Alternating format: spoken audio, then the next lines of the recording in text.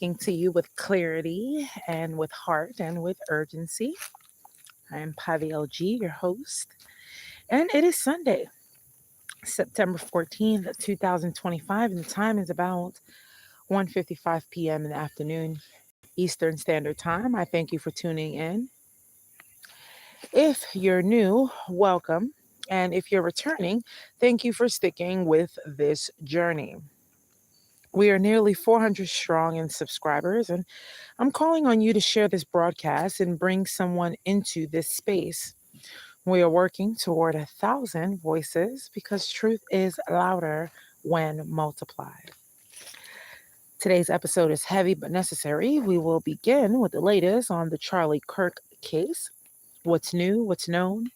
Then we'll go ahead and move to the global economic outlook and the signs of what many are calling the new Great Depression of 2025.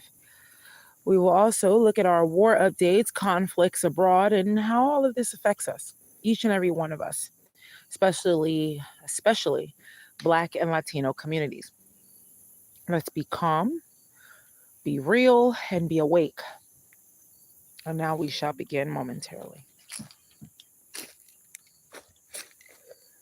So when we talk about Charlie Kirk and the case and what we know now, Charlie Kirk is a conservative activist and co-founder of Turning Point USA. He was fatally shot on September 10th at Utah Valley University during a public speech event. Gunmen fired from a nearby rooftop. Kirk was 31. The suspect, as of today, as of the other day, but suspect has been arrested.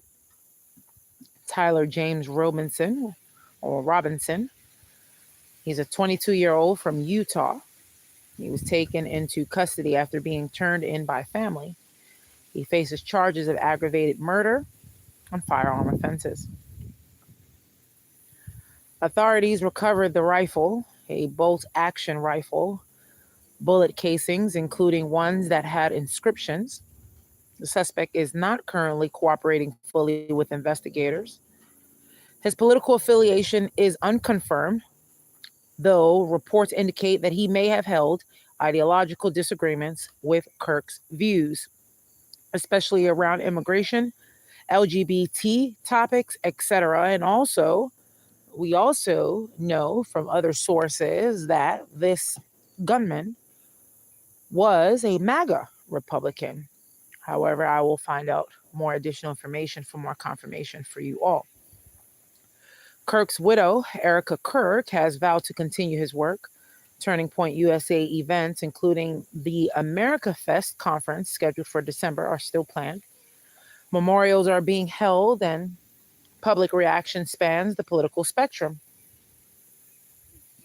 Governor Spencer Cox has urged for a reduction in political rhetoric, calling this a, quote, political assassination, end quote, and has asked Americans to find a way out of escalating partisan violence. And folks, my radio listeners here, my old school radio listeners, I thank you all again for being here, because without you all sitting here and taking the time to listen to me, we would be nobody here, right? Although this moment is painful, not because of politics, but because we are watching a cycle of hate and rhetoric feed violence. And those cycles always hurt communities of color worst. No matter your belief, every life matters. When one is lost because others hate what they believe, we lose together. If you haven't already subscribed yet, please do. If this means something to you, please share it if you wish. Let's build a circle of truth so these stories get heard correctly. As we move away from that headline, very important headline indeed, this is another urgent, important headline, and that's why, unfortunately, we try to agree to disagree across the globe and around the world, because at the end of the day, we are all human beings with a beating heart, trying to shoot for the same thing in the game, which is life to live. So we go to the global economy and that perspective. It's a lot, because right now we're in a 2025 Great Depression. We are. According to the World Bank's Global Economic Prospects Report, Global growth is projected to slow in 2025 to about 2.3 to 3.0%, depending on region, weaker than expected, especially under pressure from trade barriers and policy uncertainty, according to World Bank and five of the reputable sources. Now, in the U.S., job growth has sharply decelerated. In the most recent 4-month span, the economy generated about 107,000 new jobs compared to much higher numbers in earlier periods. That is a major drop, indicating labor market stagnation. Inflation remains stubborn. Though headline inflation may have cooled slightly, the cost of essentials, food, housing, energy is still surging beyond many people's means. Many are calling this the new Great Depression. Not because GDP has collapsed yet, but because everyday life is becoming tougher for everybody. You, I, you as my listeners, me and myself, I'm a normal person, right? We're all human beings. There's fewer jobs, we notice. There's more layoffs, we notice. Okay? There's more fixed incomes buying less. Now, trade tensions, supply chain disruptions, and rising interest rates are squeezing emerging markets hardest, especially countries that import food, fuel, and capital. Currency devaluations are hurting many developing nations. Now, family, my radio listeners, this isn't just economic theory. This is your neighbor paying more for groceries, your aunt stretching rent, your cousin losing work, your ability to rest easy. The so called depression isn't coming, it's here. And the pain many of us carry every single day. Now, when we move over to the other perspective of war, yeah, we're not in World War II. I would say we're in World War III, aren't we? This is awful, folks. This is awful. There's so much global conflict. So much global conflict. Putin has escalated provocations toward Ukraine and NATO's eastern front lines, including drone intrusions into Polish airspace.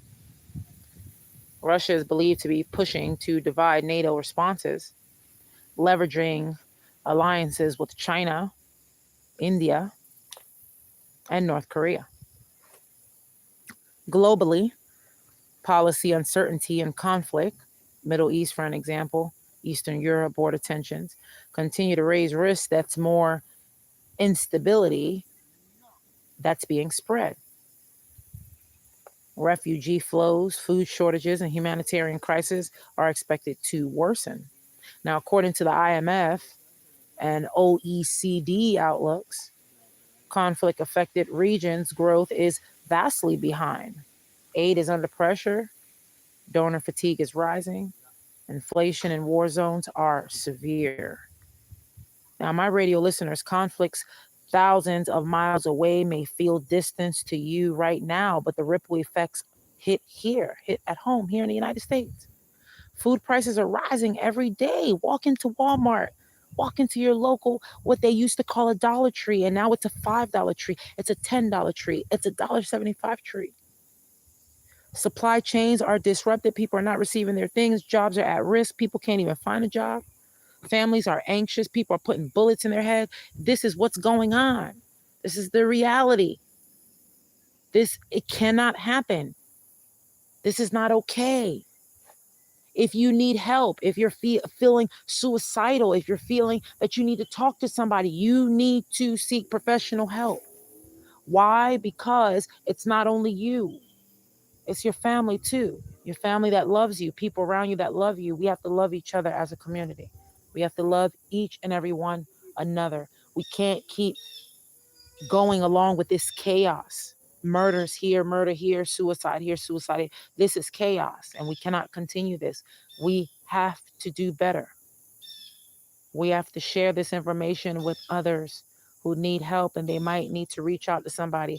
If you have family members, don't call them crazy. Give them a phone call and talk to them and say, I love you, sister. I love you, cousin. I love you, brother, whatever the case may be. Don't call them to criticize them and say how you ain't got no job, how you ain't got no money. You call them and say, I just want to tell you, hey, I love you. It's free to do that. There's no money that's needed. It's free to do that. I just wanted to reach out and say, I love you. Because today we're here and tomorrow we may not be here, right? Because this is the way life is. We share this planet. and we share consequences. That's why we have to do better. What must we do? What else before I leave you all today? We must call for political de-escalation. Leaders on all sides should tone down rhetoric. Avoid demonizing opponents. Remember that every human life has dignity. What we need to do is we need to start to advocate for economic policies that protect working class people. Stronger labor protections, food assistance, housing support, and safer workplaces. What else do we need to do? We as the people, each and every one of us, as we as the people, we are the tribe. All of us. You can be brown, you could be white, you could be purple, you could be green, you could be yellow. Doesn't matter what you are. We, the people, must speak truth when injustice occurs, when someone is hurt, when someone is silenced. You, as the radio listener, you must use your voice just like I'm using my voice here on my radio broadcast to share accurate info. Misinformation grows the chaos. What else must we do as the people? We must hold on to hope and faith. In times of division, justice requires more than belief. It requires action, solidarity, and most of all, compassion. Now, thank you all for spending this time with me here in War Notes. I'm again Pavio G, your host. I don't bring you this because I want to scare you. I bring it because I believe you deserve to know the truth, to understand, and to act appropriately. Now, if today's program spoke to you, please subscribe. If you haven't, please share with someone that you trust. We are nearly 400 subscribers strong, nearly. Help us build to that, and then we'll try to jump to 1,000, right, and beyond, so we can keep lifting truths that others try to bury. Again, I am Pavio G, reminding you that your voice matters. Your life matters.